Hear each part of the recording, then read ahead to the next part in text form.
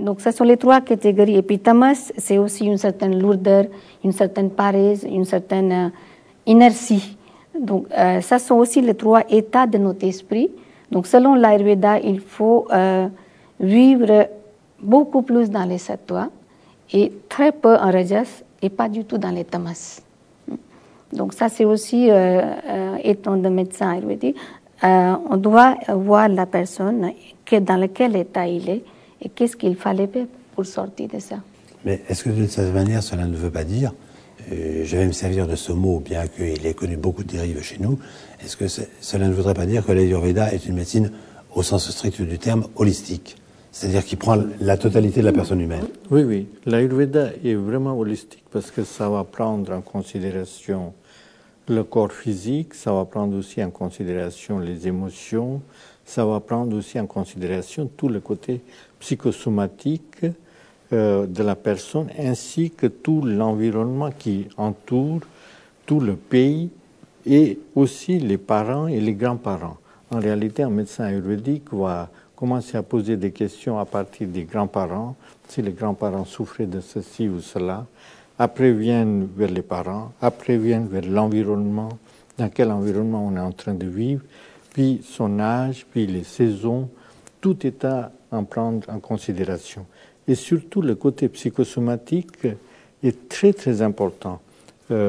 J'ai un ami, Dr Kostopoulos, un médecin grec, mais qui a fait des études de médecine d'un côté classique, et de l'autre part, il a étudié l'Ayurveda. Et il nous amuse toujours parce que des fois, il sort les dernières recherches scientifiques, médicales, qui soient parues il y a 2 semaines ou 3 semaines dans un journal médical. Il met ça comme citation et puis il prend soit de Charaka Samhita ou d'autres, les textes qui ont été écrits il y a déjà 2000 ou 2500 ans, et il dit que voilà, presque mot à mot, c'est presque le même sorte d'énoncé qu'on voit, et surtout par rapport à ce côté psychosomatique, quelle est l'influence de l'intérieur, du subconscient, de l'inconscient sur le corps ainsi que sur la santé.